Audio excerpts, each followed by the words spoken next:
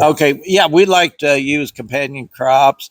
I'd like to even, especially our sedan and triticale, that you're not taking off for seed or grain, and I think they work together. At least what we saw in North Dakota, they work together. Plants can work together, and there's different moisture levels in the ground that a plant will grow through. We saw where Sudan by itself, it and is dry year, and it was very short and spindly looking. But then when you had like three other companion crops with Sudan, then it all flourished. It all looked good, and of course you have to back off your seed amounts when you do that. But I could see where plants can work together to make actually a good grazing scenario.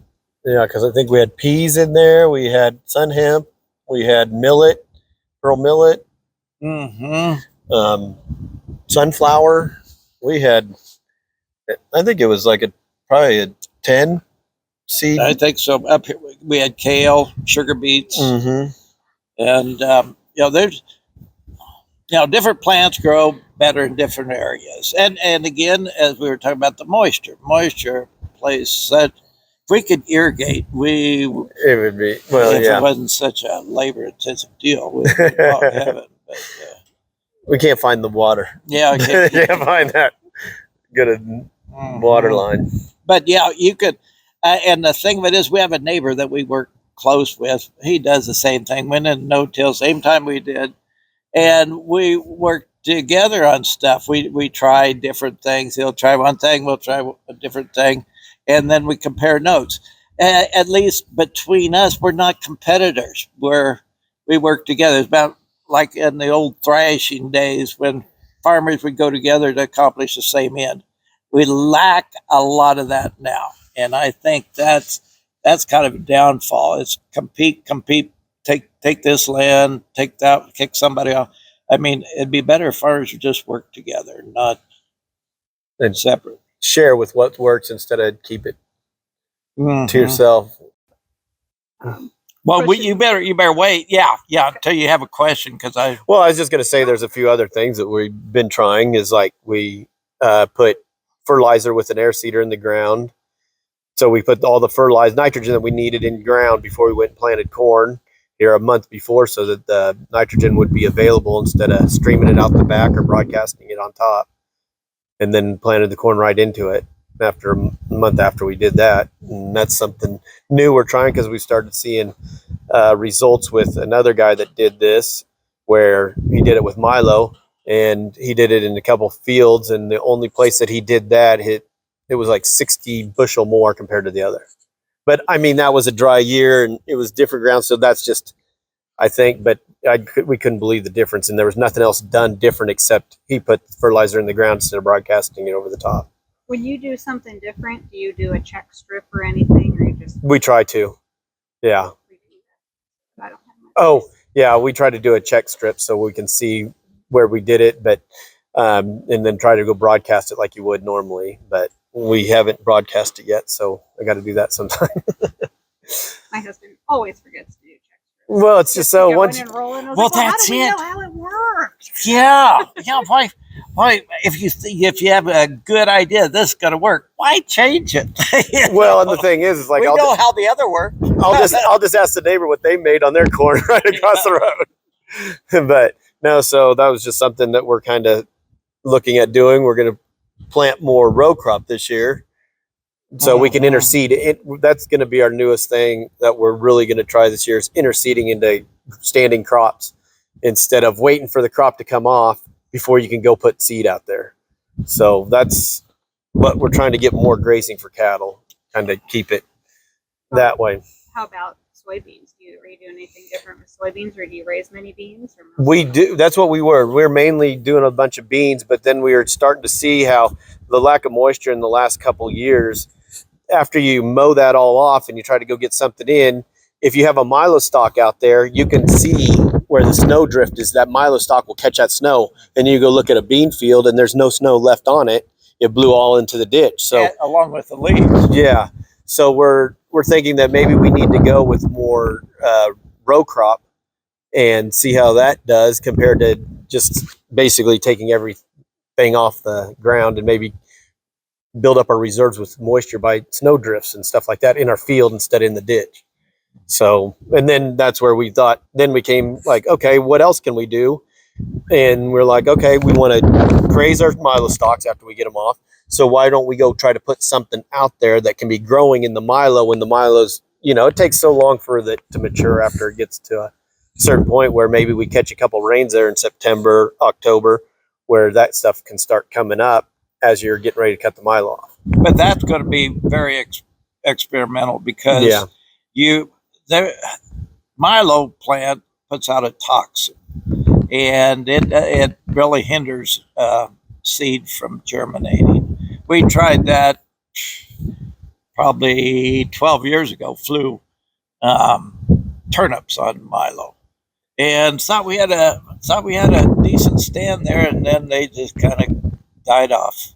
So I don't know if we found the right plant that we can think now it would work. And now that you got safe and seed now with milo, which is a lot different than before too. Well, I don't know. We're gonna experiment. We're just so we'll probably try triticale, and I mean we'll have test strips of that for sure to see what we get. Now, if we don't get the rain, it's really not going to matter. Yeah, that's what. But then maybe the cattle, after they grazed it, they'll tromp it in. Then if the seed's still there, they can tromp it in, and then we might see how it comes up after that then.